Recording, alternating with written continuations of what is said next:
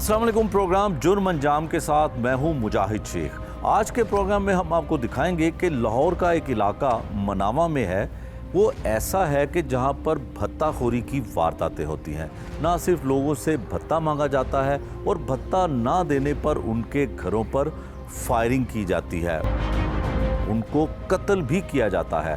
मनावा की हदूद में ही कत्ल होने वाला एक ऐसा वाक़या है जिसकी कहानी हम आपको सुनाते हैं। वापडा का रिटायर मुलाजिम भत्ता नहीं देता तो मुल्ज़मान उसे कत्ल कर देते हैं। यकीनन पुलिस इनके ख़िलाफ़ कार्रवाई इसलिए नहीं करती है कि कोई इनके ख़िलाफ़ शिकायत लेके उनके पास नहीं जाता है। ये कत्ल की वारदात हुई कैसे, कितना भत्ता मांगा गया और भत्ता क्यों मांगा गया, ये सब कुछ आपको दिखाएंगे आज के इस प्रोग्राम में। 70 साल बुज़ुर्ग जो है इस जगह पे कत्ल होता है, और कत्ल क्यों होता है? भत्ता ना देने पे। भत्ता किस तरह से मांगा गया, भत्ता क्यों मांगा गया, ये सारी तफसील आपको आगे चल के प्रोग्राम में बताएंगे। लेकिन ये वो जाए वक़ुआ है जहाँ पे कत्ल की वारदात होती है। इस मुकदमे के दोनों मुद्दई भी इसमें शामिल हैं और शहादत जिन्होंने दी है, जिन्होंने शनाख्त की है, वो भी मेरे साथ हैं। इनसे पूछते हैं कि किस तरह से कत्ल की वारदात हुई और क्यों कत्ल किया गया। आप अपना नाम बताइए, दसो जी, नाम दसो। मेरा नाम जी मोहम्मद रज़ाक है। रज़ाक साहब। हाँ जी। रज़ाक साहब, किस तरह होया कत्ल? ये कत्ल इस तरह हुआ है कि ये पहले का भाई के साथ जो आसफ है ना, इसका मामला चाहे इसको आन के पैसे मांगता रहता था, महीने बाद आ जाता इधर पिस्टल रख के उसको डराता रहता था। कौन आसिफ कौन है? आसफ जट है इधर से। अच्छा। और एक आतफ है। ठीक है। ਤੇ ਇਹ ਆਣ ਕੇ ਉਹਦੇ ਕੋਲ ਪੈਸੇ ਮੰਗਦੇ ਰਹਿੰਦੇ ਸੀ ਤੇ ਉਹ ਪੈਸੇ ਨਹੀਂ ਦਿੰਦਾ ਹੁੰਦਾ ਸੀ। ਕਿਸ ਗੱਲ ਦੇ ਪੈਸੇ ਮੰਗਦੇ? ਪੈਸੇ ਮੰਗ ਇੱਕ ਨਾ ਲਾਗੇ ਪਲਾਟ ਸੀ, ਇੱਕ ਫੌਜੀ ਇੱਕ ਤੇ ਉਹਦਾ ਪਲਾਟ ਸੀ।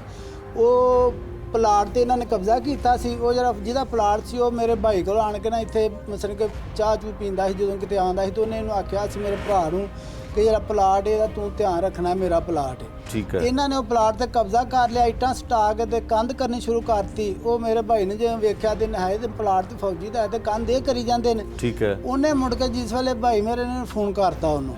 ਠੀਕ ਹੈ। ਉਹ ਫੌਜੀ ਨੂੰ ਉਹਨੂੰ ਜਿਸ ਵੇਲੇ ਫੋਨ ਕਰਤਾ, ਉਹ ਫੌਜੀ ਜਿਹੜਾ ਇੱਥੇ ਆਇਆ ਉਹਨੇ ਆਣ ਕੇ ਇਹਨਾਂ ਦਾ ਮੁਤਾਲਬਾ ਕੀਤਾ ਕਿ ਪਲਾਟ ਮੇਰਾ। ਇਹਨਾਂ ਨੇ ਉਹਦੇ ਨਾਲ ਬਦਤਮੀਜ਼ੀ ਕੀਤੀ, ਜੋ ਵੀ ਕੀਤਾ ਉਹਨੇ ਲਿਹਾਜ਼ਾ ਪੁਲਿਸ ਸੱਦ ਲਈ 15 ਤੇ ਕਾਲ ਠੀਕ ਹੈ। ਕਬਜ਼ਾ ਕਰਨ ਠੀਕ ਹੈ। ਕਬਜ਼ਾ ਉਹਨਾਂ ਮੁੜ ਕੇ ਪੁਲਿਸ ਸੱਦ ਲਈ ਫੌਜੀ ਨੇ। ਉਹਨੇ ਉਹ ਰਿਟਾਇਰ ਸੀ, ਉਹਨੇ ਮੁੜ ਕੇ ਪੁਲਿਸ ਸੱਦੀ। ਇੱਥੇ ਪੁਲਿਸ ਆਈ, SHO ਵੀ ਆਇਆ, ਮਸਨ ਕੇ ਇੰਚਾਰਜ ਜਿਹੜਾ, ਦੋਵੇਂ ਇੱਥੇ ਪੁਲਿਸ ਆਈ, 2 ਗੱਡੀਆਂ।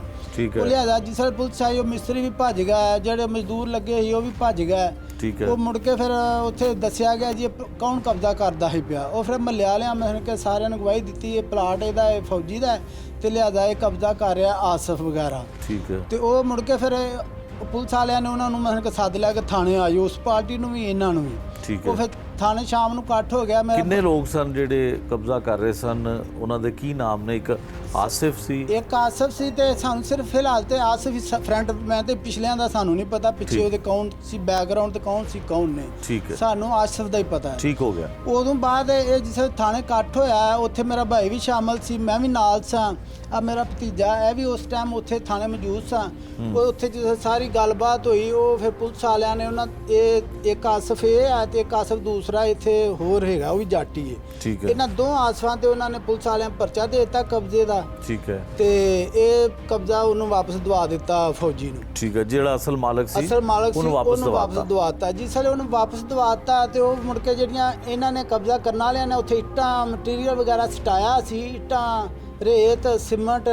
ਉਹ ਮੁੜ ਕੇ 2 ਦਿਨ ਪੈ ਤੋਂ ਫੌਜੀ ਨੇ ਉਹ ਮਸਲ ਕਿ ਇੱਟਾਂ ਉਹੀ ਸਿਰਮਣ ਲਾ ਲੂ ਕੇ ਉਹਨੇ ਕੰਧ ਕਰਕੇ ਆਪਣਾ ਬੂਹਾ ਲਾ ਕੇ ਆਪਣਾ ਨਾਮ ਪਲੇਟ ਬਾਹਰ ਲਾ ਦੀ। ਠੀਕ ਹੋ ਉਹਨੇ ਪਲਾਟ ਮੇਰਾ ਇਹ ਹੁਣ ਮਸਲ ਕਿ ਕੋਈ ਸ਼ਾਇਦ ਨਹੀਂ। ਤੇ ਉਹ ਮੁੜ ਕੇ 2 ਦਿਨ ਬਾਅਦ ਜਾਂ 3 ਦਿਨ ਬਾਅਦ ਉਹਨਾਂ ਜ਼ਮਾਨਤ ਕਰਵਾਈ। ਉਹ ਜ਼ਮਾਨਤ ਕਰਵਾ ਕੇ ਤੇ ਉਦੋਂ ਬਾਅਦ ਉਹ ਆਣ ਕੇ ਮੇਰੇ ਭਾਈ ਨੂੰ ਆਖਣ ਲੱਗੇ ਸਾਡੀਆਂ ਇੰਨੀਆਂ ਇੱਟਾਂ ਵੀ ਤਾਂ ਸਾਰਾ ਸਿਰਮਟ ਰੇ ਸਾਰਾ ਸਾਡਾ ਲੱਗਾ, ਸਾਡੀਆਂ ਜ਼ਮਾਨਤਾਂ ਦੇ ਵੀ ਪੈਸੇ ਲੱਗੇ ਨੇ, ਸਾਰੀ ਤੇਰੀ ਵਜ੍ਹਾ, ਤੂੰ ਉਹਨੂੰ ਫੋਨ ਕਰਕੇ ਸੱਦਿਆ ਤੇ ਤੂੰ ਸਾਡੇ ਤੇ ਪਰਚਾ ਕਰਾਉਣ ਵਾਲਾ ਤੂੰ ਹੈ ਤੇ ਸਾਰੇ ਪੈਸੇ ਤੂੰ ਦੇ, ਤੇਰੇ ਤੋਂ ਹੀ ਲੈਣੇ ਨੇ। ਉਹ ਭਰਾ ਮੇਰੇ ਤੋਂ ਕਾਹਦੇ ਲੈਣੇ ਨੇ? ਜਾ ਕੇ ਫੌਜੀ ਨੂੰ ਪੁੱਛੋ ਜਿਹਨੇ ਇੱਟਾਂ ਲਾਈਆਂ ਨੇ, ਜਾ ਕੇ ਉਹਨੂੰ ਆਖੋ ਸਾਨੂੰ ਇੱਟਾਂ ਜਿਹੜੀਆਂ ਲਾਈਆਂ ਸਾਡੀਆਂ ਇੱਟਾਂ ਦੇ ਪੈਸੇ ਦੇ ਦੇ। ਇਹਨੇ ਲਿਹਾਜ਼ਾ ਉਹਨਾਂ ਨੇ ਇਹਨੂੰ ਤੜੀਆਂ ਲਾਉਂਦੇ ਰਹੇ। ਉਦੋਂ ਬਾਅਦ ਉਹ ਆਣ ਕੇ ਇਹਨੂੰ ਮਸਲਨ ਕਿ ਪਿਸਤੌਲ ਵੀ ਵਹਾਉਂਦੇ ਰਹੇ, ਮਸਲਨ ਗੰਨਾਂ ਵੀ ਵਹਾਉਂਦੇ ਰਹੇ, ਡਰਾਉਂਦੇ ਧਮਕਾਉਂਦੇ ਵੀ ਰਹੇ। ਲਿਹਾਜ਼ਾ ਮੇਰਾ ਭਰਾ ਉਹਨਾਂ ਤੋਂ ਮਸਲਨ ਕਿ ਡਰਿਆ ਨਹੀਂ। ਠੀਕ ਹੈ। ਤੇ ਲਿਹਾਜ਼ਾ ਉਹਨਾਂ ਨੂੰ ਅੱਗੋਂ ਮਨ ਕੇ ਝਿੜਕਦਾ ਸੀ। ਇੱਥੋਂ। ਠੀਕ ਹੈ। ਉਦੋਂ ਬਾਅਦ ਸਾਡਾ ਭਤੀਜਾ ਮੇਰਾ ਇੱਕ ਆ ਨਾਲ ਹੀ ਇਹ ਖੜਾ ਹੈ ਵੀ, ਇਹਨੂੰ ਵੀ ਉਹਨੇ ਆਸਫ ਨੇ ਨਾ ਉੱਥੋਂ ਗਲੀ 'ਚੋਂ ਲੰਘਣ ਡਿਆ ਸੀ, ਇਹਨੂੰ ਵੀ ਉਹਨੇ ਉੱਥੇ ਮਨ ਕੇ ਰਫਲ ਫੜ ਕੇ ਨਾ ਤੇ ਮਨ ਕੇ ਇਹਦੀ ਵੀ ਉਹ ਦੌੜ ਲਵਾਈ ਅੱਗੇ, ਡਰਾਇਆ ਕਿ ਮੈਂ ਤੈਨੂੰ ਫਾਇਰ ਮਾਰ ਦੇਣਾ ਨਹੀਂ ਕੋਲ। ਇਹ ਵੀ ਡਰਦਾ ਵਿਚਾਰਾ ਘਰ ਨਾ ਸਾਇਆ, ਨਿਆਣ ਕੇ ਆਪਣੇ ਅੱਬੂ ਨੂੰ ਦੱਸਿਆ ਕਿ ਮੈਨੂੰ ਉਹਨੇ ਆਸਫ ਨੇ ਇਸ ਤਰ੍ਹਾਂ ਮਸਲ ਕਿ ਮਨ ਕੇ ਰਫਲ ਲੈ ਕੇ ਮੇਰੇ ਮਗਰ ਚੜਿਆ ਲਿਆ ਜਾ ਅੱਬੂ। ਇਹਦੇ ਅੱਬੂ ਨੇ ਨਾ ਤੂੰ ਇੱਥੇ ਨਾ ਘਰ ਬਹਿ ਯਾਰ, ਤੂੰ ਨਾ ਹੁਣ ਬਾਹਰ ਜਾਈ। ਉਹਨਾਂ ਨੂੰ ਡੱਕ ਲਿਆ। ਉਹ ਮੁੜ ਕੇ ਦੂਸਰੇ ਦਿਨ ਇਹਨਾਂ ਨੇ ਪਿਓ ਪੁੱਤਰਾਂ ਜਾ ਕੇ ਤੇ ਉਹਦੇ ਖਿਲਾਫ ਦਰਖਾਸਤ ਦਿੱਤੀ ਥਾਣੇ। ਥਾਣੇ ਦਰਖਾਸਤ ਦੇ ਕੇ ਤੇ ਘਰ ਆਏ ਨੇ। ਮੁੜ ਕੇ ਉਹ ਦਰਖਾਸਤ ਦਾ ਮੈਨੂੰ ਨਹੀਂ ਪਤਾ ਕਿ ਉਹ ਪੁਲਿਸ ਨੇ ਉਹਨੂੰ ਸੱਦਿਆ ਜਾਂ ਨਹੀਂ ਸੱਦਿਆ, ਤੇ ਲਿਆਦਾ ਉਹ ਦਰਖਾਸਤ ਹੋ ਜੇ ਵੀ ਸਾਡੀ ਥਾਣੇ ਮੌਜੂਦ ਹੈ। ਠੀਕ ਹੈ। ਇਹ ਤੁਸੀਂ ਦਰਖਾਸਤ ਦਿੱਤੀ ਸੀ ਕਿ ਤੁਹਾਨੂੰ ਧਮਕੀਆਂ ਦਿੰਦਾ ਹੈ? ਹਾਂਜੀ, ਇਹ ਵੀ ਦਰਖਾਸਤ ਦਿੱਤੀ ਸੀ। ਔਰ ਪੁਲਿਸ ਨੇ ਕੋਈ ਕਾਰਵਾਈ ਨਹੀਂ ਕੀਤੀ? ਪੁਲਿਸ ਨੇ ਕੋਈ ਕਾਰਵਾਈ ਉਸ ਟਾਈਮ ਨਹੀਂ ਕੀਤੀ। ਅਗਰ ਪੁਲਿਸ ਕਾਰਵਾਈ ਕਰਦੀ ਤੇ ਸ਼ਾਇਦ ਅੱਜ ਜੇ ਆ ਜਿਹੜਾ ਹਾਦਸਾ ਹੋਇਆ ਇਹ ਤੋਂ ਬਚ ਜਾਣਾ ਹੈ। ਠੀਕ ਹੋ ਗਿਆ। ਤੇ ਉਦੋਂ ਬਾਅਦ ਮੁੜ ਕੇ ਫਿਰ ਇੱਥੇ ਜਿਸ ਦਿਨ ਇਹ ਵਾਕਿਆ ਹੁਣ ਹੋਇਆ ਹੈ, ਉਹ ਮੈਂ ਨਾ ਮੇਰੀ ਰਿਹਾਇਸ਼ ਇੱਧਰ ਜੱਲੋ ਮੋੜ ਵਾਲੀ ਸਾਈਡ 'ਤੇ, ਮੈਂ ਉੱਥੋਂ ਆਇਆ ਵਾਂ। ਮੈਨੂੰ ਆਪਣੇ ਭਾਈ ਨਾਲ ਕੋਈ ਸਾਡੀ ਘਰ ਦਾ ਮਸਲ ਕਿ ਅਸੀਂ ਆਪਸ 'ਚ ਕੋਈ ਗੱਲ ਕਰਨੀ ਸੀ। ਮੈਂ ਇੱਥੇ ਆਇਆ ਵਾਂ ਤੇ ਮੈਂ ਇੱਥੇ ਆਪਣੇ ਭਰਾ ਕੋਲ ਅੰਦਰ ਦੁਕਾਨ 'ਚ ਬੈਠਾ ਵਾਂ। 9 ਵਜੇ ਦਾ ਵਾਕਿਆ। ਮੈਂ ਜਦੋਂ ਆਪਣੇ ਕੰਮ ਤੋਂ ਆਇਆ, ਆਣ ਕੇ ਮੈਂ ਘਰ ਗਿਆ, ਘਰੋਂ ਮੈਂ ਨਹਾ ਧੋ ਮੈਂ ਆਣ ਕੇ ਇੱਥੇ ਬੈਠਾ ਵਾਂ। ਆ ਭਤੀਜਾ ਵੀ ਮੇਰਾ ਮੇਰੇ ਨਾਲ ਹੀ ਬੈਠਾ। ਅਸੀਂ ਦੋਵੇਂ ਚਾਚਾ ਭਤੀਜਾ ਬੈਠੇ ਆ ਇੱਥੇ ਬੈਠੇ ਸੀ? ਆਹੋ, ਇੱਥੇ ਦੁਕਾਨ 'ਚ ਅਸੀਂ ਉਹ ਪਿੱਛੇ ਬੈਠੇ ਜਿੱਥੇ ਉਹ ਮੁੰਡਾ ਬੈਠਾ, ਭਰਾ ਸਾਡਾ ਜਿਹੜਾ ਉਹ ਇੱਥੇ ਬੈਠਾ ਸੀ। ਠੀਕ ਹੈ। ਉਹ ਜਿਸ ਵੇਲੇ ਬੈਠਾ, ਇੱਧਰੋਂ 2 ਜਣੇ ਮੋਟਰਸਾਈਕਲ ਤੇ ਆਏ ਨੇ। ਠੀਕ ਹੈ। ਤੇ ਉਹਨਾਂ ਨੇ ਮਸਨ ਕੇ ਆਣ ਕੇ ਤੇ ਇੱਕ ਜਣਾ ਮੋਟਰਸਾਈਕਲ ਤੇ ਰਿਹਾ 125 ਹੁੰਦਾ, ਉਹਨਾਂ ਥੱਲੇ ਲਾਲ ਰੰਗ ਦਾ, ਉਹਨੂੰ ਨਾ ਅੱਗੇ ਨੰਬਰ ਪਲੇਟ ਨਾ ਪਿੱਛੇ ਆ। ਠੀਕ ਹੈ। ਉਹ ਇੱਕ ਜਿਹੜਾ ਮਸਨ ਕੇ ਆਸਫ ਹੈ ਉਤਰਿਆ, ਉਤਰ ਕੇ ਆਣ ਕੇ ਤੇ ਉਹਨੇ ਇੱਥੋਂ ਦੀ ਹੱਥ ਵਾੜ ਕੇ ਨਾ ਤੇ ਇੱਥੋਂ ਮੇਰੇ ਭਾਈ ਨੂੰ ਗਲੇ ਤੋਂ ਫੜ ਲਿਆ। ਠੀਕ ਹੈ। ਗਲੇ ਤੋਂ ਫੜ ਕੇ ਉਹਨੇ ਇੱਥੇ ਰੱਖ ਕੇ ਫਾਇਰ ਮਾਰਿਆ, ਇੱਥੋਂ ਫਾਇਰ ਵੱਜਾ ਤੇ ਇੱਧਰ ਚਲਾ ਗਿਆ। ਉਹ ਮੁੜ ਕੇ ਅਸੀਂ ਮਸਨ ਕਿ ਇੱਕ ਤਰ੍ਹਾਂ ਦੀ ਜਦੋਂ ਉਹਨੇ ਫਾਇਰ ਸਿੱਧਾ ਮਾਰਤਾ, ਅਸੀਂ ਓਲੇ ਹੋ ਗਏ ਕਿ ਸਾਨੂੰ ਵੀ ਨਾ ਮਾਰ ਦੇਵੇ। ਜਿਸ ਵੇਲੇ ਉਹ ਮੁੜ ਕੇ ਫਾਇਰ ਇੱਥੋਂ ਕਰਦੇ ਆ ਨੂੰ ਨੱਸ ਗਏ ਨੇ। ਠੀਕ ਹੈ। ਅਸੀਂ ਮੁੜ ਕੇ ਆਪਣੇ ਹਵਾਈ ਫਾਇਰਿੰਗ ਕਰਦੇ ਫਰਾਰ ਹੋ ਗਏ। ਭਾਈ ਫਾਇਰਿੰਗ ਕਰਦੇ ਇੱਥੋਂ ਫਰਾਰ ਹੋ ਗਏ ਨੇ ਦੋਵੇਂ। ਅਸੀਂ ਮੁੜ ਕੇ ਫਿਰ ਆਪਣੇ ਭਾਈ ਨੂੰ ਫੜਿਆ। ਭਾਈ ਨੂੰ ਫੜ ਕੇ ਤੇ ਅਸੀਂ ਇੱਥੋਂ ਰਕਸ਼ੇ ਤੇ ਲੱਦਿਆ ਚੰਗਜੀਤ ਦੇ, ਤੇ ਅਸੀਂ ਸ਼ਾਲੀਮਾਰ ਹਸਪੀਟਲ ਲੈ ਗਏ। ਸ਼ਾਲੀਮਾਰ ਹਸਪੀਟਲ ਤੱਕ ਜਾਂਦਿਆਂ ਭਾਈ ਦੀ ਡੈਥ ਹੋ ਗਈ। ਅੱਛਾ। ਤੇ ਉਦੋਂ ਬਾਅਦ ਮੁੜ ਕੇ ਫਿਰ ਸਾਨੂੰ ਫਿਰ ਸਾਰਿਆਂ ਪੁਲਿਸ ਵੀ ਇੱਥੇ ਆਈ, ਸਾਰਿਆਂ ਪੁੱਛਿਆ ਉਹਨਾਂ ਦੇ ਬਾਰੇ। ਫਿਰ ਅਸੀਂ ਦੱਸਿਆ ਕਿ ਮਤਲਬ ਕਿ ਆਸਫ ਦੇ ਬਾਰੇ ਵੀ ਤੇ ਮਤਲਬ ਕਿ ਆਤਫ ਦੇ ਬਾਰੇ ਵੀ, ਤੇ ਲਿਆਦਾ ਉਹ ਆਏ ਸੀ ਤੇ ਉਹਨਾਂ ਨੇ ਇਸ ਤਰ੍ਹਾਂ। ਲੇਕਿਨ FIR ਤੁਸੀਂ ਨਾਮਾਲੂਮ ਦੇ ਖਿਲਾਫ? FIR ਮਸਲ ਕਿ ਉਸ ਟਾਈਮ ਮਤਲਬ ਕਿ ਸਾਡੇ ਤੇ ਪ੍ਰੈਸ਼ਰ ਸੀ ਬਹੁਤ ਜ਼ਿਆਦਾ, ਲਿਆਦਾ ਅਸੀਂ ਡਰਦਿਆਂ ਹੋਇਆ ਮਸਲ ਕਿ ਅਸੀਂ ਆਇਆ ਸਾਡਾ ਹੋਰ ਨਾਮ ਨਹੀਂ ਲਿਆ, ਨਾਮਾਲੂਮ ਤੇ ਪਰਚਾ ਕਰਵਾਤਾ। FIR ਕਰਵਾਤੀ ਕਿ ਅਸੀਂ ਸਿਰਫ ਅਜੇ ਵੇਖਿਆ ਹੀ ਸੀ ਤੇ ਅਸੀਂ ਆਇਆ, ਅਸੀਂ ਮਤਲਬ ਕਿ ਪਹਿਲੇ ਸਹੀ ਤਰ੍ਹਾਂ ਪਤਾ ਕਰ ਲਈਏ। ਉਹ ਲਿਆਦਾ ਹੈ ਕਿ ਬਾਅਦ ਚੋਂ ਅਸੀਂ ਮਤਲਬ ਕਿ ਜਦੋਂ ਕਨਫਰਮ ਕੀਤਾ, ਅਸੀਂ ਮਤਲਬ ਕਿ ਉਹਨਾਂ ਦੇ ਸਟੈਚ ਵੀ ਬਣਵਾਏ, ਸਾਰਾ ਕੁਝ ਕੀਤਾ। ਬਾਅਦ ਚੋਂ ਮਤਲਬ ਕਿ ਜਿਸ ਵੇਲੇ ਪੁਲਿਸ ਵਾਲਿਆਂ ਨੇ ਬੰਦੇ ਉਹ ਫੜ ਕੇ ਜੇਲੇ ਭੇਜ ਦਿੱਤੇ, ਗ੍ਰਿਫਤਾਰ ਕਰਕੇ। ਉਹ ਪੁਲਿਸ ਵਾਲਿਆਂ ਨੇ ਸਾਨੂੰ ਤਲਾਹ ਦਿੱਤੀ ਕਿ ਤੁਹਾਡੇ ਮੁਲਜ਼ਮ ਹਾਂ ਫੜ ਕੇ ਜੇਲੇ ਭੇਜ ਦਿੱਤੇ ਨੇ ਤੇ ਤੁਸੀਂ ਉਹਨਾਂ ਦੀ ਸ਼ਨਾਖਤ ਪਲੇਟ ਕਰਨੀ ਹੈ। ਠੀਕ ਹੈ। ਉਹ ਫਿਰ ਸਾਨੂੰ ਉਹਨਾਂ ਨੇ ਮਸਲਨ ਕਿ ਕੱਲ ਸ਼ਨਾਖਤ ਪਲੇਟ ਤੇ ਬੁਲਾਇਆ ਸੀ। ਕੱਲ 12 ਤਰੀਕ ਸੀ, 12 ਤਰੀਕ ਵਾਲੇ ਦਿਨ ਅਸੀਂ ਦੋਵੇਂ ਚਾਚਾ ਭਤੀਜਾ ਸਾਡੇ ਨਾਲ ਮਤਲਬ ਕਿ ਤਫਤੀਸ਼ੀ ਸਾਨੂੰ ਲੈ ਕੇ ਗਿਆ ਹੈ ਉੱਥੇ ਜੇਲ੍ਹ ਹੈ, ਇੱਥੇ ਕੈਂਪ ਜੇਲ੍ਹ ਦੇ ਵਿੱਚ। ਉੱਥੇ ਜਾ ਕੇ ਉਹਨਾਂ ਨੂੰ ਮਸਲਨ ਕਿ 40 ਬੰਦਿਆਂ ਦੇ ਵਿੱਚ ਅਸੀਂ ਸ਼ਨਾਖਤ ਕੀਤਾ ਦੋਵਾਂ ਚਾਚਾ ਭਤੀਜੇ ਨੇ ਕਰਕੇ, ਤੇ ਅਸੀਂ ਘਰ ਵਾਪਸ ਆ ਗਏ। ਠੀਕ ਹੋ ਗਿਆ। ਅੱਛਾ ਜੀ, ਤੁਸੀਂ ਆਓ ਜੀ, ਤੁਸੀਂ ਮੁਕੱਦਮੇ ਦੇ ਮੁਦਈ ਵੀ ਔਰ ਤੁਹਾਡੇ ਸ਼ਫੀ ਸਾਹਿਬ ਵਾਲਦ ਸਨ। ਤੁਸੀਂ ਦੇਖੋ ਕਿ ਦੱਸੋ ਕਿ ਕੀ ਦੇਖਿਆ ਤੁਸੀਂ, ਕਿਸ ਤਰ੍ਹਾਂ ਕਤਲ ਦੀ ਵਾਰਦਾਤ ਹੋਈ, ਕੁਛ ਤੁਹਾਨੂੰ ਯਾਦ ਹੈ? ਉਹ ਸਰ ਇਸ ਤਰ੍ਹਾਂ ਆਏ ਨੇ ਇੱਥੇ, ਉਹਨਾਂ ਨੇ ਗੱਡੀ ਖਿਲਾਰੀ ਹੈ, ਉਤਰੇ ਨੇ, ਉਹਨਾਂ ਨੇ ਇੱਥੋਂ ਦੀ ਹੱਥ ਪਾਇਆ ਹੈ ਤੇ ਇੱਥੇ ਵਾਲਦ ਸਾਹਿਬ ਬੈਠੇ ਸਨ ਐਨ ਮੂੰਹ ਕਰਕੇ। ਠੀਕ ਹੈ। ਖੱਬੀ ਸਾਈਡ ਤੋਂ ਉਹਨਾਂ ਨੂੰ ਫਾਇਰ ਲੱਗਾ ਆ ਜਗ੍ਹਾ ਤੋਂ। ਠੀਕ ਹੈ। ਤੇ ਇਹ ਮੋਢੇ ਸੱਜੀ ਸਾਈਡ ਦੇ ਮੋਢੇ 'ਚ ਜਾ ਕੇ ਖੜਾ ਹੋ ਗਿਆ ਮਤਲਬ ਫਾਇਰ। ਠੀਕ ਹੈ। ਠੀਕ ਹੈ। ਉਹਨਾਂ ਫਾਇਰ ਕੀਤਾ, ਫਾਇਰ ਲੱਗ ਗਿਆ। ਅਸੀਂ ਥੋੜੇ ਪਿੱਛੇ ਹੋਏ ਹਾਂ, ਵਾਲਦ ਸਾਹਿਬ ਉੱਥੇ ਹੀ ਮਸਲ ਕੇ ਡਿੱਗ ਪਏ ਨੇ। ਅਸੀਂ ਦਵਾ ਦਵਾ ਉਹਨਾਂ ਨੂੰ ਫੜਿਆ। ਠੀਕ ਹੈ। ਤੇ ਉਹ ਨਿਕਲ ਕੇ ਫਰਾਰ ਹੋ ਗਏ ਨੇ ਹਵਾਈ ਫਾਇਰਿੰਗ ਕਰਦੇ ਹੋਏ। ਠੀਕ ਹੈ। ਠੀਕ ਹੈ। ਉਹ ਫਾਇਰ ਕਰਕੇ ਨਿਕਲ ਗਏ ਨੇ ਤੇ ਅਸੀਂ ਵਾਲਦ ਸਾਹਿਬ ਨੂੰ ਭੌਂਕ ਕੇ ਲੈ ਤੁਸੀਂ ਗਏ। ਜਦੋਂ ਉਹਨਾਂ ਨੇ ਫਾਇਰ ਕੀਤਾ, ਉਹਨਾਂ ਨੇ ਕੋਈ ਨਕਾਬ ਕੀਤਾ ਸੀ? ਕੋਈ ਕੁਛ ਨਹੀਂ ਸੀ, ਚਿਹਰੇ ਨਜ਼ਰ ਆ ਰਹੇ? ਇੱਕ ਤੇ ਫਾਇਰ ਕਰਨ ਵਾਲਾ ਸੀ, ਉਹਦਾ ਨਾਮ ਕੀ ਸੀ? ਉਹਦਾ ਨਾਮ ਮੁਹੰਮਦ ਆਸਫ ਹੈ। ਤੇ ਦੂਸਰਾ ਕੌਣ ਸੀ? ਉਹ ਆਤਫ। ਅੱਛਾ, ਉਹ ਕੀ ਇਸ ਇਲਾਕੇ ਦੇ ਵਿੱਚ ਇੱਥੇ ਦੇ ਰਹਿਸ਼ੀ ਨੇ? ਉਹ ਹੈ ਨੇ ਦੂਰ ਦੇ ਜਿਹੜਾ ਰਹਿਸ਼ੀ ਨੇ, ਇੱਥੇ ਨਜ਼ਦੀਕ ਨਹੀਂ ਹੈ, ਇੱਥੇ ਐਸੇ ਇਲਾਕੇ ਦੇ ਹੀ ਨੇ। ਹਾਂਜੀ। ਠੀਕ ਹੋ ਗਿਆ। ਆਸਫ ਠੀਕ ਹੈ। ਅੱਛਾ ਇਹ ਦੱਸੋ ਕਿ ਇਹ ਦੁਕਾਨ ਜਿਹੜੀ ਹੈ ਤੁਹਾਡੀ ਨਾਲ ਰਿਹਾਇਸ਼ ਹੈ ਹਾਂਜੀ ਹਾਂਜੀ ਤੇ ਵਾਲਦ ਸਾਹਿਬ ਵਾਪਡਾ ਦੇ ਵਿੱਚੋਂ ਰਿਟਾਇਰ ਨੇ? ਹਾਂਜੀ ਲਾਈਨਮੈਨ ਵਾਪਟਾ ਚੋਂ ਰਿਟਾਇਰ ਸਨ। ਅੱਛਾ। ਇਹ ਉਹਨਾਂ ਨੇ ਸਿਰਫ ਆਪਣੀ ਇੱਕ ਮਸਲ ਕਿ ਬਿਜ਼ੀ ਰਹਿਣ ਦਾ ਇੱਕ ਮੌਕਾ ਬਣਾਇਆ ਸੀ ਕਿ ਬੱਚਿਆਂ ਨੂੰ ਘਰ ਦੇ ਵਿੱਚ ਘਰ ਦੁਕਾਨ ਦੇ ਛੋਟੀ ਵਿੱਚ, ਜੀ ਹਾਂ, ਬਣਾਈ ਛੋਟੀ ਸੀ। ਜਿਹੀ ਬਣਾਈ ਸੀ। ਅੱਛਾ ਤੇ ਉਹਦੇ ਬਾਅਦ ਫਿਰ ਤੁਹਾਨੂੰ ਪੁਲਿਸ ਨੇ ਜਦੋਂ FIR ਆਸਾਨੀ ਦੇ ਨਾਲ ਹੋ ਗਈ ਜਾਂ ਕੋਈ ਮੁਸ਼ਕਲ FIR ਆਈ? ਸਹੀ ਸਾਡੀ ਉਹਨਾਂ ਨੇ ਅਸੀਂ ਪਹਿਲੇ ਨਾਮਾਲੂਮ ਪਰਚਾ ਕਰਾਇਆ ਸੀ। ਅੱਛਾ ਖੈਰ ਪੁਲਿਸ ਵਾਲਿਆਂ ਸਾਡੀ ਕਾਫੀ ਹੱਦ ਤੱਕ ਮਦਦ ਕੀਤੀ, ਉਹਨਾਂ ਨੇ ਅੱਛੀ ਤਰੀਕੇ ਨਾਲ ਮਸਲ ਕਿ ਸਾਨੂੰ ਗਾਈਡ ਕੀਤਾ। ਠੀਕ ਹੈ। ਠੀਕ ਹੈ, ਉਹਨਾਂ ਸਾਡੇ ਮੁਜਰਮ ਪਕੜ ਕੇ ਤੇ ਫਿਰ ਉਹਨਾਂ ਨੇ ਸਾਡੇ ਕੋਲ ਸ਼ਨਾਖਤ ਡੇਟ ਤੇ ਬੰਦ ਉਹਨਾਂ ਨੂੰ ਕੀਤਾ ਸੀ। ਅਸੀਂ ਉਹਨਾਂ ਦੀ ਸ਼ਨਾਖਤ ਵੀ ਕਰ ਰਹੇ ਹਾਂ। ਬਹਰਹਾਲ ਸਾਨੂੰ ਇਨਸਾਫ ਚਾਹੀਦਾ। ਸਾਡੇ ਵਾਲਦ ਸਾਹਿਬ ਦਾ ਨਾ ਹੱਕ ਕਤਲ ਕੀਤਾ ਗਿਆ ਕਿ ਇੱਕ ਸ਼ਰੀਫ ਆਦਮੀ ਦਾ ਦੁਨੀਆ ਦੇ ਉੱਤੇ ਇਹਨਾਂ ਨੇ ਮਾਂ ਕੇ ਰਹਿਣ ਦਾ ਹਾਲ ਮੁਸ਼ਕਲ ਕਰ ਦਿੱਤਾ। ਆਮ ਆਵਾਮ ਜਿਹੜੀ ਹੈ ਆਵਾਮ ਨਾਸ ਵਾਸਤੇ ਮੁਸ਼ਕਲ ਟਾਈਮ है कि किसी ने ना कोई कारोबार कर सकता तो ना कोई किते आ सकता ना जा सकता। मोहम्मद रज़ाक साहब ये बताएं कि आपने जिस तरह से बताया कि भत्ता ना देने पे आपके बड़े भाई को यहाँ पे कत्ल कर दिया और मोहल्ले में और भी कई लोगों को इन्होंने फायर किया, घरों पे भत्ता मांगते रहे। ਤੁਸੀਂ ਦੱਸ ਸਕਦੇ ਹੋ ਕਿ ਕਿੱਥੇ ਕਿੱਥੇ ਫਾਇਰ ਹੋਰ ਕੀਤਾ ਹਾਂਜੀ ਹੈ? ਦੱਸ ਸਕਦੇ ਆ। ਸਾਡੇ ਨਾਲ ਹੀ ਘਰ ਹੈ, ਉਹਨਾਂ ਨੂੰ ਇਹਨਾਂ ਬੂਹੇ ਨੂੰ ਫਾਇਰ ਮਾਰੇ। ਉਹ ਆ ਫਾਇਰ ਵੱਜੇ ਨੇ, ਸਾਹਮਣੇ ਨਿਸ਼ਾਨ ਹੈ ਦਿਖ ਰਹੇ ਨੇ। ये है जी वो फायरिंग के निशान जो गालबन 5 से 6 गोलियां इस दरवाज़े पे लगी हैं और ये भत्ता मांगा गया और भत्ता ना देने की सूरत में घर पे फायर किया गया। इसके अलावा और भी है इसके कोई? अलावा और भी घर है, आगे है थोड़ा सा। वो चले भी हम दिखाएं आपको ज़रा। बताते हैं। ये भी घर है जी। हाँ जी, ये भी घर है। ये कुछ थोड़ी सी दरवाज़े की मरम्मत की गई है। हाँ जी। अगर राजा जाहिद साहब दिखा सके तो ये हैं वो फायर के निशान जो भत्ता ना देने के वजह से घर पे फायर किया। इसके अलावा और भी यहाँ पे इसके अलावा और भी आएगा। कहाँ पे है जी? वो आगे है थोड़ा सा, वो थोड़ा कितना आगे है? थोड़ा सा। अच्छा थोड़ा सा आगे। ये जो कैमरास लगे हुए हैं ये तो इसमें तो फुटेज भी आ सकती है सर। ये जो फुट आ सकती है ना, ये जब पहले इधर फायर हुए थे ना, हाँ इन्होंने कैमरे लगवाए थे। ठीक है। किन्होंने लाए सन कैमरे? ये कैमरे इन घर वालों ने लगाए थे। अच्छा तो बाद में इन्होंने फिर दोबारा फायरिंग हुई, एक और घर में हुई। ठीक है। इन्होंने इन्हों के तस्वीरें निकाल के दे दी कि ये आपके फायर मार के गए हैं। ठीक है।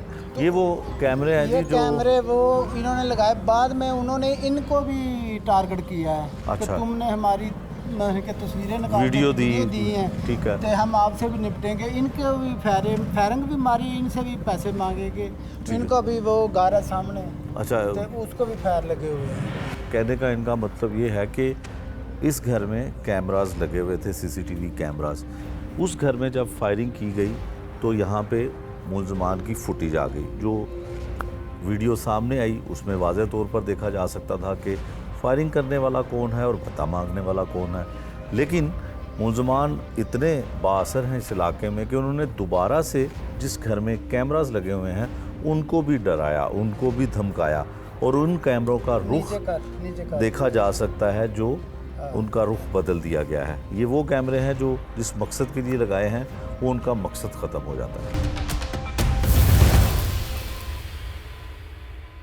पुलिस हुकाम ये दावा करते हैं कि शहर लाहौर में भत्ताखोरी की कोई वारदात नहीं होती है, लेकिन लाहौर शहर जहाँ पे एक बहुत मशहूर इलाका है लखोडेर, यहाँ पर भत्ते की बहुत सारी वारदातें होती हैं और भत्ता ना देने पर कत्ल भी किया जाता है। भत्ता ना देने पर घरों पे फायरिंग भी होती है और बहुत सारे लोग जो भत्ता दे भी देते हैं और पुलिस के पास नहीं जाते हैं, कानून के मुताबिक कोई कार्रवाई खौफ की वजह से नहीं करवाते हैं। लेकिन कुछ वारदातें यहाँ पे ऐसी भी होती रही हैं जिसका अहवाल यहाँ के अहले इलाका वो बताएंगे। मकतूल शफ़ी जो कत्ल होता है वो भी भत्ता ना देने की बुनियाद पर कत्ल किया जाता है।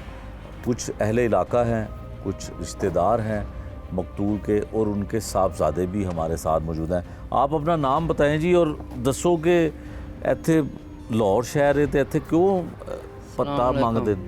सर मेरा नाम शफीक अहमद है, मैं उनका मकतूल का बड़ा बेटा हूँ। ठीक है जी। मैं अबू धाबी में मौजूद था जब ये वक़ुआ हुआ है। ठीक है जी।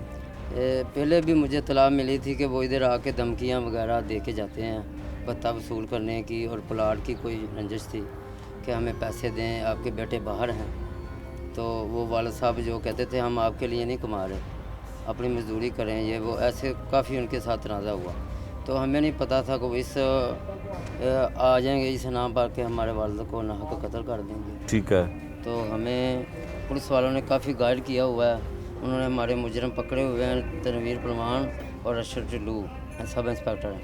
ठीक है। उन्होंने हमारी काफ़ी मदद की है, डीएसपी वगैरह ने। हम उनके पास गए, उन्होंने हमारी बहुत मदद की। मुजरम अभी जेल में, ठीक है। शनाख्त की हुई है। हमारे भाई जो मदई हैं और चाचू, उन्होंने शनाख्त वगैरह करके उनको अभी बंद ठीक किया है। हुआ है। अच्छा ये बताएं कि इस इलाके में ये कौन सा इलाका है, कौन सा थाना ये लगता है? जमशेद टाउन है, मनावा थाना लगता है। ठीक है। वकीलों की कोठी मशहूर है इधर, वकीलों की कोठी। ठीक है। तो कितने लोगों से भत्ता मांगा है यहाँ पे? तो इधर घरों पे से फायरिंगें भी हाँ हुई जी, हुई इधर से हैं। ये हमारे मोहल्ले में ना काफ़ी लोगों के गेटों पर फायरिंग करके गए हुए हैं, सिर्फ भत्ते के लिए। उन्होंने भत्ते लिए हुए हैं, लोग भत्ता दे देते हैं? भत्ता दिया हुआ है, मगर उन्होंने डरते हुए एक्शन नहीं लिया। गरीब अच्छा। लोग हैं, मेहनत मजदूरी कर रहे हैं, पैसे दे देते हैं पैसे दे देते हैं। लेकिन पुलिस के पास पुलिस के नहीं पास जाते हैं, नहीं कोई गए। कानून में कोई कानून में नहीं आया, कोई कार्रवाई नहीं, कोई एफआईआर दर्ज कोई नहीं FIR करवाती दर्ज है। नहीं। काफ़ी लोगों से उन्होंने भत्ता लिया हुआ। कितने लोग होंगे जहाँ पे जिनसे भत्ता मांगा अभी होगा? मेरे जो मालूमात है, मेरे ख्याल के 20 के लगभग है। 20 के करीब। हाँ जी, 20 और 20 के 20 लोग भत्ता दे देते हाँ हैं? जी, भत्ता दिया अच्छा हुआ। ये कोई कौन लोग हैं जो भत्ता लेते हैं, जिन्होंने आपके वालिद को इधर कत्ल जो किया? नामवर जो मुजरम है ना का, ये आतिफ और जाटा है और ये आसफ, ये गैंग उन्होंने बनाई हुई है, नई गैंग। ठीक है। वो कह रहे हैं हमारी गैंग है जट ग्रुप। अच्छा। जब जट ग्रुप के नाम से उन्होंने मशहूर की हुई है, और वो सिर्फ के हमारी गैंग होगी, हम भत्ता लोगों से लेंगे, अपना ये चलाएंगे वो चलाएंगे, ठीक है। ऐसे। तो कितना का भत्ता मांगते हैं, कितनी? भत्ता 5 लाख, 6 लाख, 10 लाख। 6 लाख, 10 लाख, 5 लाख। तो जो लोग कार्रवाई नहीं करते हैं या पुलिस के पास नहीं जाते हैं, तो पुलिस के पास तो बड़ी इन्फॉर्मेशन उनको होती है। ये लगाते हैं कि हम आपके बच्चों को मार देंगे, स्कूल से उठा लेंगे, ऐसे कर देंगे वैसे। वो जो शरीफ आदमी है वो फिर पुलिस के पास नहीं जाते। वो पुलिस के पास नहीं आता। तो आपके वालिद से कितना भत्ता मांग रहे थे? हमारे से 5 लाख मांग रहे थे। 5 लाख मांग रहे थे। तो किस चीज़ का, क्या कहते थे कि क्या कहते करें? थे आपके बेटे जो है ना बैरून मुल्क गए हुए हैं, तो आपके पास ये है वो है, हमें बता दें, ऐसे अच्छा। दूसरों की तरह तो हमारे। जब नहीं दिए पैसे तो कत्ल कर दिया? हाँ जी, कत्ल कर दिया। वो एक दो दफ़ा फ़ोन पर मुझे वालिद साहब ने इतला भी दी कि ऐसे वो जो आसफ है ना, वो आता है इधर, हमें धमकियाँ दे के जाता है भत्ते के लिए, पैसे के लिए। तो मैंने कहा, मैं तो उसकी तरह नज़रअंदाज किया कि ये तो ऐसे ही फालतू लोग हैं, तो मगर मुझे पता नहीं था कि उन्होंने वालिद को ऐसे कत्ल कर दिया। ठीक है। अच्छा जी, इनको दे माइक। आप क्या लगते हैं जी शफ़ी साहब के? मैं छोटा भाई उनका है। छोटे भाई हैं। आप बताएं कि इस इलाके में भत्ता ना देने पे कत्ल हो रहे हैं? जी आपके सामने ही है, पहले तो नहीं था, अब जब से ये लोग आए हैं तब से ये काम शुरू हो गया। कौन लोग आए हैं? आसफ और ये आतफ जेल से छूट के आया ना, जब से ये आतफ है। हाँ। इसी ये वक्त आतिफ से किस केस में जेल में था? ये बाबर भट्ट के कत्ल में था। अच्छा, वो जो बाबर भट्ट पीपल्स पार्टी के साथ भी जिसका ताल्लुक था, उसको जो है वो कत्ल किया इन्होंने, हाँ जी।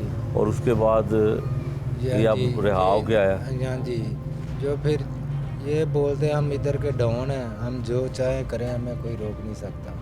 अच्छा, तो लोग जो हैं वो पैसे दे भी देते हैं? लोग दे देते हैं, डरते पैसे दे देते हैं। मेहनत मजदूरी वाले लोग हैं, शरीफ लोग हैं सब, पैसे दे देते हैं, डरते, कोई आगे ही नहीं आता, कोई नाम ही नहीं लेता इनका, अच्छा। तो डर जाते हैं, इस वजह से दे दे के पैसा। डर के और क्या क्या करते हैं? कोई ऐसा भी बंदा हुआ है जो डर के पैसे भी दे गया और इस इलाके को भी छोड़ गया? हाँ जी, है इधर पीछे ही है, यूसुफ लोहार नाम है उस आदमी का। वो अपना घर छोड़ गया, इधर से जल्लो मोड़ की तरफ चला गया वो। अच्छा। पैसे भी दिए इन लोगों को उन्होंने, तो घर भी छोड़ गया इनसे डरते ही। अच्छा, डरते हुए। कितना का बता दिया उसने? 5 लाख मांगा था, दिया कितना ये कन्फर्म नहीं है। उन्हें सानू दसिया भी कि हम पैसे दिते हैं, कारी साहब ਨੂੰ पता, उन्होंने मस्जिद च बह के पैसे दिते उन्होंने। अच्छा, मस्जिद में बैठ हाँ के? जी, मस्जिद में बैठ के पैसे दिए हैं अच्छा। यूसुफ लोहार ने उनको। 5 लाख रुपया हाँ जी। कि पता पैसे आंदा कितने हाँ दिते? जी, ये कन्फर्म नहीं किन्ने दिते ने दिते है, लेकिन यह पता कि जी ਫੈਸਲਾ ਆਇਆ ਹੋਇਆ ਸੀ। ਆ ਤੁਹਾਡੇ ਸਾਹਮਣੇ ਆ ਦਰਵਾਜ਼ਿਆਂ 'ਚ ਵੀ ਫਾਇਰ ਵੱਜੇ ਨੇ, ਵੀ ਉਹਨਾਂ ਨੇ ਮਾਰੇ ਨੇ, ਉਸ ਦਰਵਾਜ਼ੇ 'ਚ ਵੀ ਉਸ ਦਰਵਾਜ਼ੇ 'ਚ ਵੀ। ਕਾਫੀ ਲੋਕਾਂ ਨੇ ਨਾ ਪਰੇਸ਼ਾਨ ਕੀਤਾ। ਮੋਬਾਈਲਾਂ ਵਾਲੀ ਦੁਕਾਨ ਤੇ ਜਾਂਦੇ ਆ, ਮੋਬਾਈਲ ਧਮਕੀ ਲਾ ਕੇ ਲੈ ਆਉਂਦੇ ਆ। ਕੋਈ ਵੀ ਉਹਨਾਂ ਨੂੰ ਜ਼ਰੂਰਤ ਕਿਸੇ ਚੀਜ਼ ਦੀ ਹੋਵੇ ਉਹ ਇੰਝ ਹੀ ਡਰਾ ਕੇ ਲੋਕਾਂ ਕੋਲ ਲੈ ਲੈਂਦੇ ਆ। ਤੁਸੀਂ ਦੱਸੋ ਜੀ ਕਿ ਪਤਾਖੋਰੀ ਹੋ ਰਹੀ ਹੈ ਫਿਰ ਇੱਥੇ ਲਾਹੌਰ ਸ਼ਹਿਰ ਜੈਸੇ ਸ਼ਹਿਰ ਦੇ ਵਿੱਚ? ਪਤਾਖੋਰੀ ਪੂਰੇ ਜ਼ੋਰ ਨਾਲ ਹੋ ਰਹੀ ਹੈ। ਮੈਂ ਸ਼ਫੀ ਦਾ ਛੋਟਾ ਭਾਈ ਹਾਂ। ਅੱਛਾ ਜੀ। ਮੈਂ ਇੱਥੇ ਦੁਕਾਨ 'ਚ ਬੈਠਾ ਸਾਂ। ਦੁਕਾਨ 'ਚ ਬੈਠਾ ਵੱਡੇ ਆਪਣੇ ਭਾਈ ਕੋਲ ਅੱਜ ਤੋਂ ਕੋਈ 3.5 ਮਹੀਨੇ ਪਹਿਲੇ ਆਸਫ ਆਇਆ। ਮੈਨੂੰ ਨਹੀਂ ਪਤਾ ਵੀ ਆਸਫ ਕੌਣ ਹੈ ਜਾਂ ਕੌਣ ਨਹੀਂ। ਇੱਥੇ ਪੌੜੀਆਂ ਚੜਿਆ ਤੇ ਕਾਊਂਟਰ ਤੇ ਮੋਹਰ ਰੱਖ ਕੇ ਉਹਨੂੰ ਕਹਿੰਦਾ ਪੈਸੇ ਦੇ। ਸ਼ਫੀ ਨੂੰ ਕਹਿੰਦਾ, ਉਹਨੇ ਕਿਹਾ ਮੈਂ ਪੈਸੇ ਤੇ ਮੇਰੇ ਕੋਲ ਕਾਹਦੇ ਲੈਣੇ? ਤੇ ਮੈਨੂੰ ਪੈਸੇ ਉਹਨੇ ਕਿਹਾ ਮੇਰੇ ਕੋਲ ਕੋਈ ਪੈਸਾ ਨਹੀਂ ਹੈਗਾ, ਮੈਂ ਲੈ ਲਾਂਗਾ। ਉਹਨੇ ਕਿਹਾ ਜਾ ਲੈ ਜਾਂਦੇ ਤੇ ਲੈ ਲਾ, ਮੈਂ ਤੇਰੀਆਂ ਹੱਡੀਆਂ ਦੇ ਪੈਸੇ ਕੱਢਾਂਗਾ। ਅੱਛਾ। ਉਹਨੇ ਕਿਹਾ ਜਾ ਜੇ ਲੈ ਜਾਂਦੇ ਲੈ ਲਾ। ਤੇ ਮੈਂ ਅੰਦਰ ਬੈਠਾ, ਮੈਂ ਡਰਦਾ ਉੱਥੋਂ ਉੱਠਿਆ ਨਹੀਂ ਗਾ ਵੀ ਜੇ ਮੈਂ ਉੱਠ ਕੇ ਅੰਦਰ ਨੂੰ ਹੋ ਗਿਆ ਤੇ ਨਾ ਜਾਣੀ ਇਹਨੂੰ ਫੈਰ ਮਾਰ। ਤੇ ਮੈਂ ਉਹਨੂੰ ਨਹੀਂ ਉਸ ਟਾਈਮ ਮੈਂ ਨਹੀਂ ਜਾਣਦਾ। ਬਾਅਦ ਦੇ ਵਿੱਚ ਉਹ ਗਿਆ। ਮੈਂ ਭਾਈ ਨੂੰ ਪੁੱਛਿਆ, ਮੈਂ ਕਿਹਾ ਇਹ ਕੌਣ ਹੈ ਬੰਦਾ? ਉਹਨੇ ਕਿਹਾ ਆਸਫ ਭੰਡਾਣੀ ਆ ਪਿਛਲੇ ਪਾਸੇ ਸਕੂਲ ਇਹਦੇ ਸਹੁਰਿਆਂ ਦਾ। ਇਹ ਭੰਡਾਣਿਓਂ ਆਇਆ ਤੇ ਸਹੁਰਿਆਂ ਨੇ ਘਰ ਰੱਖਿਆ ਹੈ। ਠੀਕ ਹੈ। ਇਹ ਸਹੁਰਿਆਂ ਨੇ ਇੱਥੇ ਰੱਖਿਆ ਲਿਆ ਕੇ। ਇਹ ਭੰਡਾਣਿਓਂ ਆਇਆ ਹੈ। ਠੀਕ ਹੈ। ਤੇ ਆ ਸਾਹਮਣੇ ਵੀ ਇੰਨਾ ਫੈਰ ਮਾਰੇ ਨੇ 2-3 ਦਰਵਾਜ਼ਿਆਂ ਨੂੰ। ਹੋਰ ਉਧਰ ਮਾਂ ਲਵਾਰ ਹੈਗਾ, ਉਹਦੇ ਕੋਲ ਪੈਸੇ ਮੰਗੇ ਨੇ ਇਹਨਾਂ ਨੇ। ਕਾਫੀ ਲੋਕਾਂ ਨੂੰ ਇਹਨਾਂ ਨੇ ਤੰਗ ਕੀਤਾ। ਲੋ ਜੀ ਆਈ ਸਾਹਿਬ ਤੁਸੀਂ ਦੱਸੋ ਜੀ ਕਿ ਸ਼ਫੀ ਸਾਹਿਬ ਤੁਹਾਡੇ ਰਿਸ਼ਤੇਦਾਰ ਸਨ? ਸ਼ਫੀ ਸਾਹਿਬ ਸਾਡੇ ਮਹਿਨੋਈ ਸਨ। ਅੱਛਾ ਜੀ। ਸ਼ਫੀ ਸਾਹਿਬ ਸਾਡੇ ਮਹਿਨੋਈ ਸਨ, ਵਾਪਟਾ ਦੇ ਵਿੱਚ ਲਾਈਨਮੈਨ ਮੁਲਾਜ਼ਮ ਸਨ। ਉਹ ਰਿਟਾਇਰਮੈਂਟ ਹੋਏ ਤੇ ਉਹਨਾਂ ਨੇ ਆਪਣਾ ਬਹਿਣ ਵਾਸਤੇ ਛੋਟੀ ਜਿਹੀ ਦੁਕਾਨਦਾਰੀ ਬਣਾਈ ਹੈ, ਜਿਹਦੇ ਵਿੱਚ ਕੋਈ ਤਕਰੀਬਨ 25 ਤੋਂ 30 ਹਜ਼ਾਰ ਰੁਪਏ ਦਾ ਸਮਾਨ ਹੈ। ਠੀਕ ਹੈ। 25 ਤੋਂ 30 ਹਜ਼ਾਰ ਰੁਪਏ ਦਾ ਆਪਣਾ ਵਕਤ ਗੁਜ਼ਾਰਦੇ ਸੀ। ਪੰਜੇ ਵਕਤ ਦੇ ਨਮਾਜ਼ੀ ਸਨ। ਇਲਾਕੇ ਵਾਲੇ ਕੋ ਪੁੱਛੇ ਕਿ ਬਹੁਤ ਅੱਛੇ ਇਨਸਾਨ ਸਨ, ਠੀਕ ਨਾ ਹੈ। ਕਿਸੇ ਦੀ ਮਾੜੀ ਕਰਦੇ ਸੀ ਨਾ ਚੰਗੀ ਕਰਦੇ ਸੀ। ਇਹਨਾਂ ਨੇ ਆਸਫ ਪੜਾਣੀਆਂ ਇਹਨੇ ਆਣ ਕੇ ਪੱਤਾ ਮੰਗਿਆ ਭਾਈ ਸ਼ਫੀ ਕੋਲ। ਉਹ ਪੱਤਾ ਨਾ ਦੇਣ ਦੀ ਵਜ੍ਹਾ ਤੋਂ ਉਹ ਆਏ ਨੇ 1 to 5 ਲਾ ਲਾਉਂਦੇ ਤੇ ਇੱਕ ਜਣੇ ਨੇ ਹੁੰਡਾ ਖਿਲਾ ਰਿਹਾ, ਇੱਕ ਜਣੇ ਨੇ ਦੁਕਾਨ ਦੇ ਅੰਦਰ ਗਰੇਬਾਨ ਤੋਂ ਫੜ ਕੇ ਪਿਸਟਲ ਮਾਰ ਦੇ ਫਾਰ ਮਾਰਿਆ, ਉਹਦੀ ਡੈਥ ਹੋ ਗਈ ਹੈ। ਠੀਕ ਹੈ। ਇਹਨਾਂ ਨੇ ਬਹੁਤ ਜ਼ਿਆਦਾ ਜ਼ਿਆਦਤੀ ਕੀਤੀ ਹੈ ਕਿ ਸਾਨੂੰ ਇਨਸਾਫ ਮਿਲਣਾ ਚਾਹੀਦਾ। ਠੀਕ ਹੈ। ਅੱਛਾ ਹਾਜੀ ਸਾਹਿਬ, ਮੁਲਜ਼ਮ ਜਿਹੜੇ ਨੇ ਉਹ ਗ੍ਰਿਫਤਾਰ ਹੋ ਗਏ ਨੇ, ਪੁਲਿਸ ਨੇ ਕਿਹਾ ਜੀ ਗ੍ਰਿਫਤਾਰ ਹੋ ਗਏ ਨੇ, ਔਰ ਜਿਹੜੇ ਮੁਕੱਦਮੇ ਦੇ ਮੁਦਈ ਔਰ ਜਿਹੜੇ ਗਵਾਹ ਸਨ ਉਹਨਾਂ ਨੂੰ ਸ਼ਨਾਖਤ ਵੀ ਕਰ ਲਿਆ, ਸ਼ਨਾਖਤ ਪਰੇਡ ਵੀ ਹੋ ਗਈ ਹੈ। ਲੇਕਿਨ ਇਹਦੇ 'ਚ ਇੱਕ ਬੜੀ ਹੈਰਾਨਕੁਨ ਗੱਲ ਹੈ ਵੀ ਕਿ ਇਸ ਇਲਾਕੇ ਦੇ ਵਿੱਚ, ਲਾਹੌਰ ਸ਼ਹਿਰ ਜੈਸੇ ਇਲਾਕੇ ਦੇ ਵਿੱਚ ਇੰਨਾ ਜ਼ਿਆਦਾ ਭੱਤਾ ਮੰਗਿਆ ਜਾ ਰਿਹਾ ਹੈ, ਇੰਨਾ ਲੋਕ ਡਰ ਰਹੇ ਨੇ ਕਿ ਸਰੇਆਮ ਨਜ਼ਰ ਆ ਰਿਹਾ ਹਰ ਘਰ ਦੇ ਬਾਹਰ ਫਾਇਰਿੰਗ ਹੋਈ ਹੈ, ਫਾਇਰਿੰਗ ਦੇ ਨਿਸ਼ਾਨ ਨੇ, ਉਹ ਲੋਕਾਂ ਕੋਲੋਂ ਪੈਸੇ ਲੈ ਰਹੇ ਨੇ। ਇਹ ਸਰ ਪੈਸੇ ਲੈ ਰਹੇ ਨੇ, ਉਹ ਬਦਮਾਸ਼ ਉਹਨਾਂ ਗੈਂਗ ਬਣਾਈ ਹੈ। ਗੈਂਗ ਬਾਕੀ ਗਰੀਬ ਆਦਮੀ ਆਪਣੀ ਮਜ਼ਦੂਰੀ ਕਰਕੇ ਬੱਚੇ ਪਾਲਦਾ, ਉਹ ਕੋਈ ਵਿਹਲਾ ਤਾਂ ਨਹੀਂ ਇਸ ਕੰਮ ਵਿੱਚ ਕਿ ਜਿਹੜਾ ਪੁਲਿਸ ਦੇ ਮੌਰੀ ਚੜੇ। ਜੇ ਪੁਲਿਸ ਦੇ ਮੌਰੀ ਵੀ ਗਰੀਬ ਆਦਮੀ ਚਲੇ ਜੇ ਤੇ ਫਿਰ ਆਉਂਦਿਆਂ ਸਾਰ ਉਹਨੂੰ ਧਮਕੀ ਲਾ ਦੇਣੀ ਹੈ ਕਿ ਹਾਂ ਵੀ ਮੇਰਾ ਕੀ ਕਰ ਆਇਆ। ਹਾਂ ਠੀਕ ਹੈ। ਇਸ ਵਜ੍ਹਾ ਤੋਂ ਲੋਕੀ ਆਪਣੀ ਇੱਜ਼ਤ ਬਚਾਉਂਦੇ ਕੁਛ ਇੱਥੋਂ ਘਰ ਛੱਡ ਕੇ ਚਲੇ ਗਏ ਨੇ। ਇਸ ਤਰ੍ਹਾਂ ਬਹੁਤ ਜ਼ਿਆਦਤੀ ਕਰਦੀ ਹੈ ਕਿ ਐਸੀ ਕਾਨੂੰਨਵਾਈ ਕੀਤੀ ਜਾਵੇ ਕਿ ਜੇਲ੍ਹ 'ਚੋਂ ਹੀ ਨਾ ਬਾਹਰ ਆਉਣ। ਠੀਕ ਹੈ। ਅੱਛਾ ਇਹ ਸਭ ਇਹ ਦੱਸੋ ਕਿ ਜ਼ਾਹਿਰ ਹੈ ਉਹਨਾਂ ਨੇ 1.5 ਲੱਖ ਰੁਪਇਆ ਜਾਂ 5 ਲੱਖ ਰੁਪਇਆ ਭੱਥਾ ਮੰਗਿਆ ਤੇ ਉਹਨਾਂ ਨੂੰ ਕਤਲ ਕਰ ਦਿੱਤਾ ਗਿਆ। ਹੁਣ ਤੁਸੀਂ ਸਾਰੇ ਅਹਲੇ ਖਾਨਾ ਹੋ, ਰਿਸ਼ਤੇਦਾਰ ਹੋ, ਕਰੀਬੀ, ਤੇ ਹੁਣ ਕੋਈ ਇਸ ਕਿਸਮ ਦਾ ਉਸ ਗੈਂਗ ਦੀ ਤਰਫ ਤੋਂ ਕੋਈ ਥ੍ਰੈਟ ਆ ਰਿਹਾ, ਕੋਈ ਧਮਕੀਆਂ ਮਿਲ ਰਹੀਆਂ ਨੇ ਕਿ ਕੇਸ ਵਾਪਸ ਲੈ ਲਓ ਜਾਂ ਸੁਲ੍ਹਾ ਕਰ ਲਓ, ਕੋਈ ਧਮਕੀਆਂ ਮਿਲ ਰਹੀਆਂ ਨੇ? ਐਸੀ ਕੋਈ ਗੱਲ ਨਹੀਂ ਹੋ ਰਹੀ। ਅੱਛਾ। ਐਸੀ ਕੋਈ ਗੱਲ ਨਹੀਂ। ਉਹਨਾਂ ਦੇ ਘਰ ਵਾਲੇ ਵੀ ਉਹਨਾਂ ਤੋਂ ਤੰਗ ਨੇ। ਠੀਕ ਹੈ। ਉਹ ਜਿਹੜਾ ਆਸਫ ਪੜਾਣੀਆਂ ਪਿੱਛੋਂ ਪੜਾਣੇ ਦਾ ਇੱਥੇ ਉਹਨੇ ਆਣ ਕੇ ਸਹੁਰਿਆਂ ਦੀ ਸਕੂਲ ਉੱਤੇ ਕਬਜ਼ਾ ਕੀਤਾ। ਠੀਕ ਹੈ। ਉਹਦੇ ਛੋਟੇ ਛੋਟੇ ਸਾਲੇ ਨੇ 2, ਉਹਨਾਂ ਦੀ ਜਗ੍ਹਾ ਦੇ ਉੱਤੇ ਉਹਨੇ ਆਣ ਕੇ ਕਬਜ਼ਾ ਕੀਤਾ। ਉਹਦੇ ਪਿਛਲੇ ਭਰਾ ਵੀ ਉਹ ਤੋਂ ਪਰੇਸ਼ਾਨ ਨੇ। ਠੀਕ ਹੈ। ਕਿ ਉਹ ਕਰਦਾ ਹੀ ਦਿਹਾਤੀਆਂ। ਤੇ ਜਿਹੜਾ ਆਤਫ ਆ ਉਹਦੇ ਭਰਾ ਪਿੱਛੋਂ ਤੰਗ ਨੇ। ਉਹ ਪਹਿਲਾਂ ਬਾਬਰ ਭੱਟ ਦੇ ਕੇਸ 'ਚ ਜੇਲ੍ਹ 'ਚ ਰਿਹਾ। ਠੀਕ ਹੈ। ਉੱਥੋਂ ਉਹਨਾਂ ਨੇ ਉਹਦੀ ਹੈਲਪ ਕੀਤੀ, ਛੁਡਾ ਕੇ ਆਂਦਾ। ਫਿਰ ਹੁਣ ਇਹ ਪੰਗਾ ਪਾ ਲਿਆ। ਹਜੇ ਤੱਕ ਉਹਨਾਂ ਦਾ ਕੋਈ ਬੰਦਾ ਸਾਡੇ ਵਾਲੇ ਨਹੀਂ ਪਹੁੰਚਿਆ ਠੀਕ ਹੈ। ਕਿ ਜਨਾਬ ਕੋਈ ਸਾਨੂੰ ਮਾਫੀ ਮਿਲ ਜੇ ਜਾਂ ਕੋਈ ਸਾਡੇ ਨਾਲ ਕੋਈ ਸੁਲ੍ਹਾ ਹੋ ਜੇ ਜਾਂ ਕੋਈ ਗੱਲ ਕੋਈ ਬਾਤ। ਨਾ ਆਤਫ ਵੱਲੋਂ ਕੋਈ ਬੰਦਾ ਆਇਆ, ਨਾ ਆਪਣਾ ਆਸਫ ਜੱਟ ਵੱਲੋਂ ਹੀ ਆਇਆ ਬੰਦਾ। ਠੀਕ ਹੈ। ਤੇ ਪੁਲਿਸ ਨੇ ਕੀ ਮਦਦ ਕੀਤੀ ਤੁਹਾਡੇ ਕੇਸ ਦੇ ਵਿੱਚ, ਕਿੰਨੀ ਹੈਲਪ ਕੀਤੀ? ਪੁਲਿਸ ਨੇ ਮੁਲਜ਼ਮ ਫੜ ਕੇ ਥਾਣੇ ਭਾਏ ਨੇ। ਅੱਜ ਤੋਂ ਕੋਈ 5-6 ਦਿਨ ਪਹਿਲਾਂ ਆਪਣਾ ਇਹਨਾਂ ਨੇ ਦੱਸਿਆ ਸੀ, ਇਹ ਮੇਰੇ ਭਾਂਜੇ ਸ਼ਫੀਕ ਨੇ ਫੋਨ ਕੀਤਾ ਸੀ ਮੈਨੂੰ ਕਿ ਮਾਮੂ ਸੇਲ ਬੱਟ ਆਪਣਾ ਨਾ ਇਹਦੀ ਸਿਫਾਰਿਸ਼ ਕਰਦਾ। ਠੀਕ ਹੈ। ਆਤਫ ਦੀ ਤੇ ਇਹਦੀ ਆਸਫ ਜੱਟ ਦੀ। ਠੀਕ ਹੈ। ਸੇਲ ਬੱਟ ਸਾਹਿਬ ਫੋਨ ਕਰਦਾ, ਫਿਰ ਸੇਲ ਬੱਟ ਸਾਹਿਬ ਨੂੰ ਜਲੋ ਮੋੜ ਬੁਲਾਇਆ ਥਾਣੇ, ਉੱਥੇ ਜਲੋ ਮੋੜ ਡੇਰੇ ਤੇ ਆਮਰ ਜੱਟ ਦੇ। ਉਹ ਆਇਆ ਤੇ ਇਹ ਥੋੜ੍ਹੇ ਜਿਹੇ ਲੇਟ ਹੋ ਗਏ।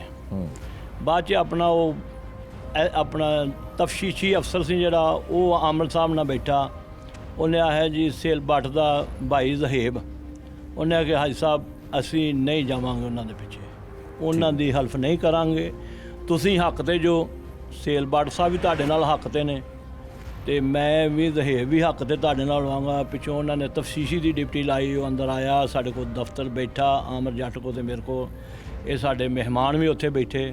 ਉਹਨੇ ਗੱਲਬਾਤ ਕੀਤੀ ਕਿ ਇੰਦਾ ਤੋਂ ਅਸੀਂ ਇਹਨਾਂ ਦੀ ਬੱਚਿਆਂ ਦੀ ਸਪੋਰਟ ਕਰਾਂਗੇ ਪੂਰੀ। ਠੀਕ ਹੋ ਗਿਆ। ਹਾਂਜੀ। ਮਤਲਬ ਜੋ ਮਕਦੂਲ ਦੇ ਲਵਾਇਕੀਨ ਨੇ, ਬੇਟੇ ਨੇ, ਉਹਨਾਂ ਨੂੰ ਸਪੋर्ट ਕਰਨਗੇ और मुलजम ਨੂੰ सजा दिलवाने की कोशिश करेंगे। ठीक हो गया, ये वादा किया। ये थे जी वो अहले इलाका, और जो शफ़ी मकतूल था उसके रिश्तेदार भी थे करीबी, और बच्चे भी, उनके बेटे भी मौजूद थे। ये वो इलाका है जहाँ पे दरीना दुश्मनी कई सालों से, कई ज़िंदगियाँ जो है वो निकल गई। यहाँ पर कुछ ऐसे गैंग भी हैं जो भत्ताखोरी करते हैं, कब्ज़ा माफिया से उनका ताल्लुक़ है, ज़मीनों पे कब्ज़े करने, मकानों पे कब्ज़े करने, ये सारे मामलात इस इलाके में बड़े जो हैं बड़े पैमाने पे किए जाते हैं। थाना मनावा की ये हदूद है जहाँ पे पुलिस को सब कुछ पता है कि कौन सा शख्स भत्ताखोरी करता है, भत्ता मांगता है, और भत्ता देने वाले भी कौन है। अहले इलाका से जब हमने पूछा कि क्यों कानून के मुताबिक कार्रवाई करने के लिए लोग पुलिस के पास नहीं जाते हैं, तो इनका ये कहना था कि बहुत से लोग ऐसे भी हैं यहाँ पे जो भत्ता भी दे गए और इलाका भी छोड़ गए, लेकिन उनके पास इसलिए नहीं जाते हैं कि कहीं उनका जो अंजाम है वो मकतूल शफ़ी की तरह ना हो, कत्ल गारत ना हो, पैसे ना दें तो कत्ल ना कर दिया जाए, और अगर पुलिस के पास जाएं, कोई कानूनी कार्रवाई करना चाहें तो उनके ख़िलाफ़ किसी किस्म की वो जो रिएक्शन है बदमाशों की तरफ से, भत्ताखोरों की तरफ से, वो ना हो। IG पंजाब हों, CCPO लाहौर हों या DIG ऑपरेशन हो, दावा करते हैं कि लाहौर में कराची के तर्ज पर कोई भत्ताखोरी की वारदात नहीं होती है, लेकिन वो इलाका, ये वो वाला इलाका है जहाँ पे बहुत से घरों पे हम हैरान हुए कि फायरिंग के निशानात हैं, गोलियों के निशानात हैं। यहाँ पर फायरिंग भी खुलेआम, सरेआम, दिन दिहाड़े होती है, भत्ता मांगा जाता है, लेकिन पुलिस कोई कार्रवाई नहीं करती है।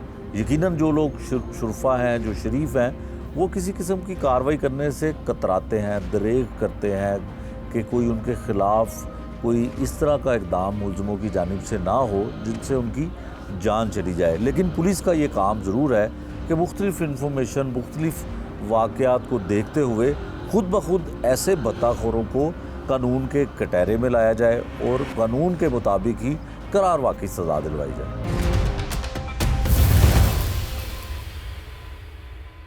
मकतूल के घर की ख़वातीन हैं जी हमारे साथ, उनकी बेवा भी हैं मकतूल शफ़ी की, कुछ और ख़वातीन भी हमारे साथ मौजूद हैं। इंसाफ की अपील करते हैं, इंसाफ चाहती हैं, जो उनके साथ जुल्म हुआ, जिस तरह से बेईमाना कत्ल किया गया, इंसाफ की अपील करती हैं। माँ जी की कहना चाहोगे? जो पूछोगे वो कहना चाहूँ। किस तरह होया कत्ल, की वजह सी? बस दुकान ते बैठे सन ਤੇ ਬੈਠੇ ਹੀ ਉਹਨਾਂ ਨੇ ਕਤਲ ਕਰ ਦਿੱਤਾ। ਤੇ ਕੀ ਵਜ੍ਹਾ ਸੀ, ਤੁਹਾਨੂੰ ਕੀ ਪਤਾ ਚੱਲਿਆ? ਕਦੀ ਘਰ ਜ਼ਿਕਰ ਕੀਤਾ ਸੀ ਉਹਨਾਂ ਨੇ ਤੁਹਾਡੇ ਨਾਲ? ਕਦੀ ਨਹੀਂ ਸੀ ਜ਼ਿਕਰ ਕੀਤਾ। ਨਹੀਂ ਕਿ ਕੋਈ ਧਮਕੀਆਂ ਲਾਉਂਦਾ ਹੈ, ਕੋਈ ਕੁਝ ਕਰਦਾ ਹੈ? ਬਸ ਉਹ ਪੈਸੇ ਮੰਗਤੇ ਸਨ। ਪੈਸੇ ਮੰਗਤੇ? ਹਾਂਜੀ। ਅੱਛਾ, ਤੇ ਤੁਹਾਡਾ ਕੀ ਦਿਲ ਕਰਦਾ ਹੈ ਕਿ ਹੁਣ ਜਿਹੜੇ ਕਾਤਲ ਪੁਲਿਸ ਨੇ ਫੜ ਲਏ ਨੇ, ਕੀ ਹੋਣਾ ਚਾਹੀਦਾ? बस सानू इंसाफ चाहिए।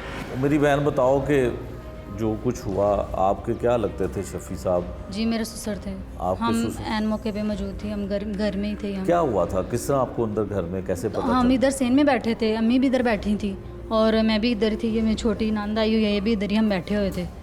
तो अब्बू बैठे हुए थे दुकान में, तो एकदम आवाज़ आई है तो हमने उठ के देखा तो वो दुकान से दौड़ के बाहर आए हैं, आगे तो वो उधर गिर गए हैं। हम सब ने उनको पकड़ लिया। उन्होंने इधर हाथ रखा हुआ है, दोनों हाथ रखे हुए हैं, एक इधर रखा हुआ है, एक इधर रखा हुआ है, और खून से लथपथ हुए हैं वो। ठीक है। और हमने उनको पकड़ लिया। बाद में हमने चीखो पुकार किया है, मोहल्ले वाले आए हैं और उन्होंने हमारा दरवाज़ा ये वाला बंद था। हमने दुकान से देखा 2 लड़के थे बाइक पे, वो भाग गए हैं। ठीक है जी। तो हमने बाद में बाहर का दरवाज़ा खोला है तो सारे मोहल्ले वाले हमारे घर आ गए हैं, वो उठा के तो हॉस्पिटल ले गए हैं। मैं उस वक्त घर पे थी, यहाँ पे हम बैठे हुए हैं, मैं, मेरी अम्मी, मेरी भाभी, हम यहाँ पे बैठे हुए हैं। आवाज़ आई है, मैं दुकान की तरफ गई हूँ, हमने देखा है कि वो भाग गए हैं, उन्होंने मेरे अब्बू को गोली मारी है। हमने अपनी आंखों से उनको भागते हुए देखा है। हमें इंसाफ चाहिए, हमारे साथ बहुत जुल्म हुआ है। ठीक है। आपको ये पता चला कि क्यों कत्ल किया गया या घर में कभी? वो बता रहे थे मेरे अब्बू एक दिन आके कि ये 2 लोग हैं, बातें कर रहे हैं आपस में खड़े होके, ये कह रहे थे हमने इनको ना चेक करना है किसी दिन। उन्होंने चेक कर लिया। ठीक है। चलिए जी, आप बताएं जी, आपको कैसे पता चला और फिर क्या? हम तो अपने घर में थे, हम शादीशुदा, हम अपने घर में थे, बड़ी बेटी में उनकी। तो हमें फ़ोन किया तो फिर हमें पता चला कि हमारे अब्बू को किसी ने गोली मार दी है। गोली मार दी है। ठीक है। तो आप बताएं जी। मैं भी अपने घर में थी, शादीशुदा, मुझे भी पता चला तो हम भी परेशान हुए।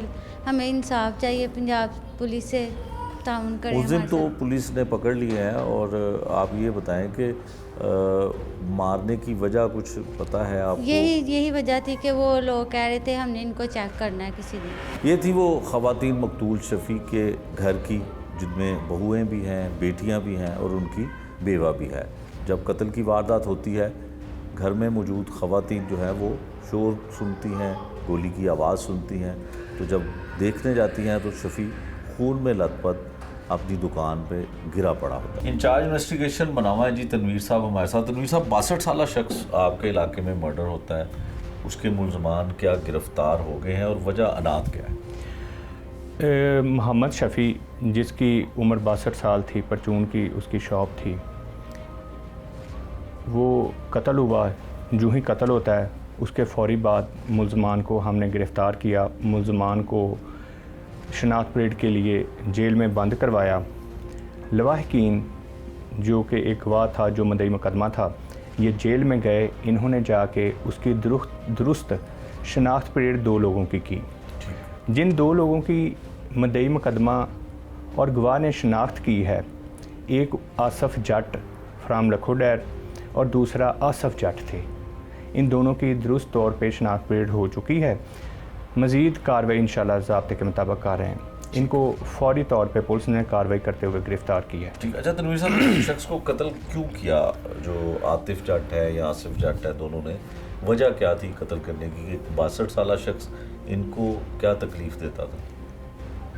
यहाँ थोड़ी सी स्टोरी थोड़ी लॉन्ग है कि शफ़ी जो मकतूल है, उसके घर के बिल्कुल बैक साइड पे एक 10 मरले का प्लाट था।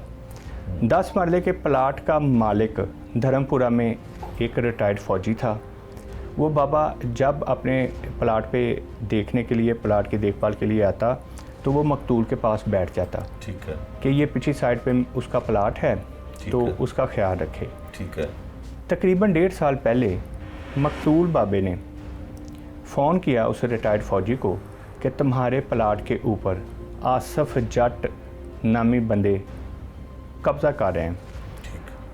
वो रिटायर्ड फ़ौजी वहाँ से अपने प्लाट पे आता है, 15 की कॉल करता है, पुलिस मौका पे जाती है, उस कब्ज़ा ग्रुप को गिरफ़्तार करती है, मुताबिक ज़ाब्ता कार्रवाई अमल में लाई जाती है, उसे जेल भिजवाती है। जब ये अपनी ज़मानत करवाने के बाद वापस आया तो उसने मकतूल बाबे से ये दावा किया कि ज़मानतों में, जेल में उसका 1.5 लाख रुपया ख़र्चा आया है, क्योंकि प्लाट के मालिक बाबे को तुमने इतला दी थी मेरा 1.5 लाख रुपया वापस करो। इसी असना में इनकी लड़ाई हुई थी। ठीक है जी। तो उसमें फिर ये दोनों मुलजिम जो है उसको कत्ल कर दिया। ये जो मुलजिम है गिरफ्तार है, पुलिस की हिरासत में है, इनका कोई रिकॉर्ड भी है इस तरह का? कुछ पहले भी ऐसी एक्टिविटी में मुलव्वस रहे? जी, ये दोनों इनका रिकॉर्ड है, क्रिमिनल रिकॉर्ड मौजूद है, CRO दोनों का मौजूद है। ये कत्ल्स, फायरिंग्स, इस तरह के मुकदमा में ये पहले भी मतलूब थे पुलिस को। ठीक है। अच्छा तनवीर साहब, ये बताइएगा कि जो आतिफ जट है, ये सुना हुआ नाम लगता है, और लखोडेर का जब जिक्र आया तो वहाँ पे एक बड़ी दरीना दुश्मनी रही, बाबर भट्ट जो पाकिस्तान पीपल्स पार्टी से उनका ताल्लुक भी था, तो शायद उस केस में भी ये मुलविस रहा है आतिफ जट या आसिफ जट? ये आतिफ जट है, ये उसमें मुलजिम था। अच्छा, मुलजिम था जी, मुलजिम था। तो इसका मतलब है कि जेल से आने के बाद फिर ये उसी तरह से उसी काम में, और जो कत्ल गारत है या फायरिंग है, लोगों को मारना है, उसी में ये जो है अभी तक मुलविस है। इसने अपनी रवश नहीं छोड़ी, ये गरीबों को अक्सर बेशतर तंग करता था। ठीक है। अच्छा तनवीर साहब, जो लवाहकीन हैं उनका ये कहना है कि शायद वजह कुछ और भी थी, लेकिन आपने उसको बिल्कुल डिफाइन कर दिया कि रकम का मुतालबा किया, हालांकि वो रकम जो है वो मकतूल से लेना या कोई उसका उधार कुछ ऐसा नहीं था, लेकिन एक तरह का ये जो है वो भत्ता जो है वही तलब किया गया। कुछ इस तरह की भी चीज़ है या किसी और लोगों को भी ऐसे तंग करते रहे? ये इनकी शिकायतें काफ़ी ज़्यादा थीं। जो ही ये एफआईआर दर्ज हुई तो पुलिस ने बर वक्त कार्रवाई करते हुए इनको जल्द अज जल्द गिरफ्तार करके शनाख्त पेड़ पे बंद करवाया जी। ठीक है। आखिरी बात ये बताइएगा तनवीर साहब के नामालूम अफराद के ख़िलाफ़ एफआईआर थी, डेफिनेटली मनावा पुलिस इन्वेस्टिगेशन जो है मुलजिम को शनाख्त किया, फिर उसको गिरफ़्तार किया और उसको आपने जो है वो जेल भी भिजवा दिया। आप ये बताइए कि इनकी कैसे आप इस सुराग तक कैसे पहुँचे कि यही मुलजिम है मकतूल को कत्ल करने वाले? यहाँ ना हम जो कंज़र्वेटिव थॉट्स हैं पुलिस के, जो लोकल इंफॉर्मेशन है, जो मकामी लोगों से इंटरेक्शन है पुलिस का, उसको पसे पुष्ट नहीं डाल सकते। ये पुलिस की अपनी ज़ाती इंफॉर्मेशन थी। ठीक है। उसके साथ साथ ये जो एडवांस्ड साइंटिफिक मेथड्स हैं, इनको यूज़ किया गया और इनको बरवक्त गिरफ्तार कर लिया गया। ये था आज का जुर्म अंजाम, जिसमें हमने दिखाया कि शहर के तर्ज पर शहर लाहौर में भी भत्ताखोरी की वारदातें हो रही हैं। इसके बारे में अहले इलाका क्या कहते हैं, अहले इलाका के साथ होता क्या है अगर वो भत्ता ना दे, और पुलिस का मौक़िफ़ क्या है, ये सब कुछ आपको दिखाया। नए प्रोग्राम तक के लिए मुझे दीजिए इजाज़त। अल्लाह निगहबान।